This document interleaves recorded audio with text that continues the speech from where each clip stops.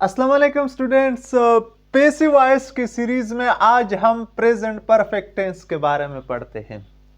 देखते हैं कि इस टेंस के सेंटेंसेस अगर किसी भी कॉम्पिटिटिव एग्जाम्स में आ जाए तो हम इसको किस तरह जो है ना एक्टिव वॉइस से पैसिव वॉइस में चेंज करते हैं। स्टूडेंट्स, जब हम टेंसेस पढ़ते हैं तो आम तौर पर ये टेंस हमने देखा है कि इसमें सबसे पहले हम सब्जेक्ट लगाते हैं, इसके बाद हम हैज या हैव के साथ वर्ब की थर्ड फॉर्म की यूज करते हैं। आप इसको देखें, वर्ब की थर्ड फॉर्म, इसके बाद हम ऑब्जेक्ट लगाते हैं। ये स्टूडेंट, जब हम इस टेंस के सेंटेंसेस जो है ना यूज करते हैं या ट्रांसलेट करते हैं तो यही तरीका है। सब्जेक्ट, इसके बाद हैज हैव और इसके साथ वर्ब की थर्ड फॉर्म और लास्ट में हम ऑब्जेक्ट अगर जरूरत है तो वो लगाते हैं।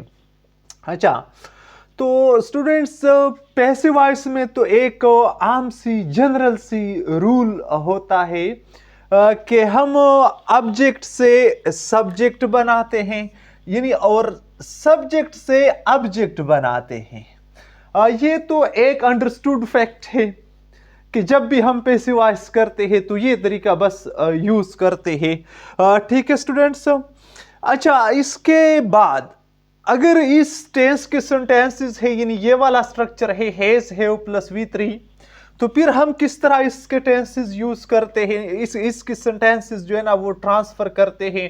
यानी आप स्टूडेंट ये बात जहन में रखें कि सिर्फ और सिर्फ एक काम करें कि ये हैज और हैव के साथ, यानी वर्ब की थर्ड फॉर्म से पहले आप बीन लाजमी लगाएंगे। ठीक है स्टूडेंट्स, वो किस तरह यहां पे देखते हैं।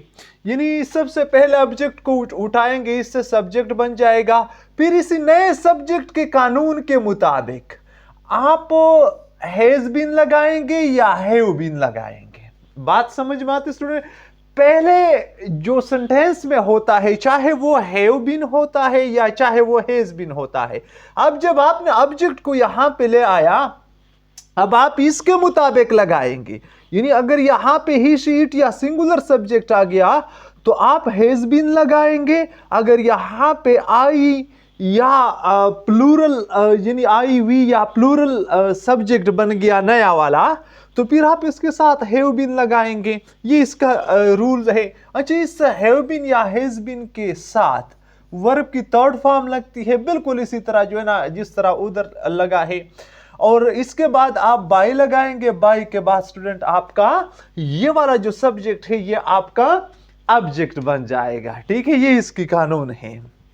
अच्छा, इसके नेगेटिव सेंटेंसेस में किस तरह होता है स्टूडेंट? सब्जेक्ट के बाद हम या तो हैज नॉट लगाते हैं या हम यहां पे हैव नॉट लगाते हैं। ठीक है स्टूडेंट, इसके बाद वर्ब की थर्ड फॉर्म और बाकी सेंटेंस जिस तरह यहां पे है, Edward has not brought the books.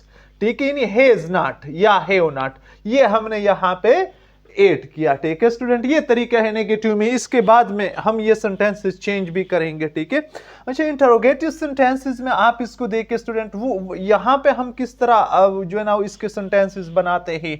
Has या हैव जो होता है स्टूडेंट, ये हम सब्जेक्ट से पहले लगाते हैं। ठीक है, आप इसको देखें, हैज या हैव, ये हम सब्जेक्ट से पहले लगाते हैं। इसके बाद यानी वर्ब की थर्ड फॉर्म बिल्कुल इसी तरह जो ना आमतौर पर यूज करते हैं। मिसाल के तौर पर, have you written the statement, क्या आप स्टेटमेंट लिख चुके हैं?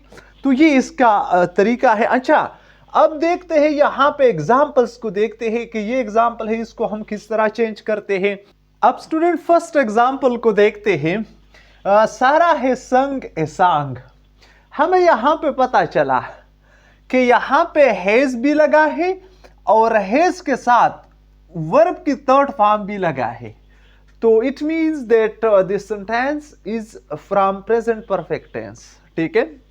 अच्छा, अब हम इसको किस तरह चेंज करेंगे? सबसे पहले ऑब्जेक्ट को उठाएंगे, सब्जेक्ट की जगह पे रखेंगे। ऑब्जेक्ट हमारा कौन सा है?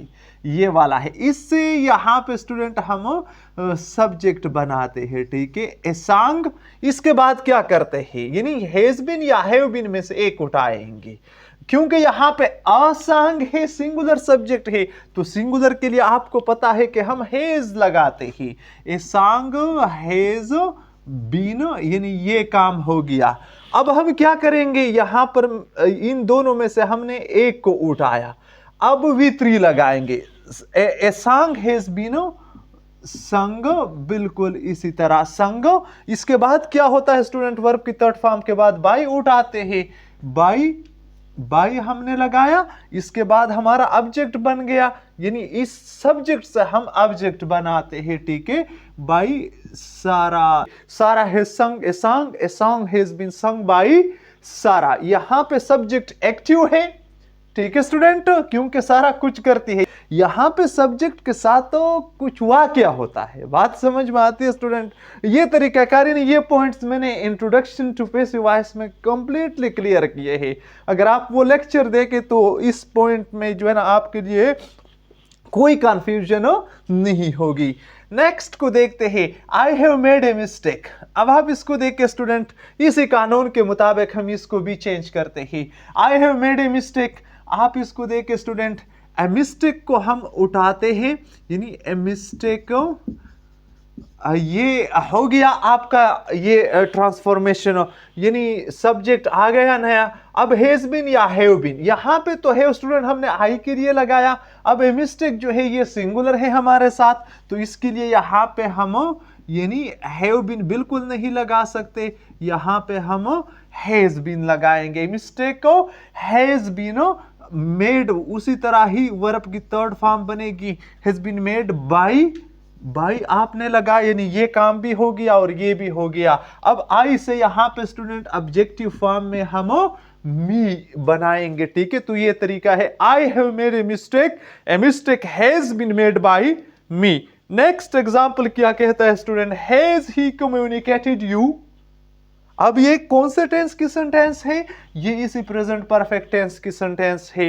अब देखिए यहां पे स्टूडेंट यू है, इस यू से हम, ये ऑब्जेक्टिव फॉर्म में है, इससे हम सब्जेक्टिव फॉर्म बनाएंगे। अब जब इससे हम सब्जेक्टिव फॉर्म बनाएंगे तो यू के लिए यानी आप हैज बीन नहीं लगा सकते, ना हैज लगा सकते, यहां पे आप हैव लगाएंगे।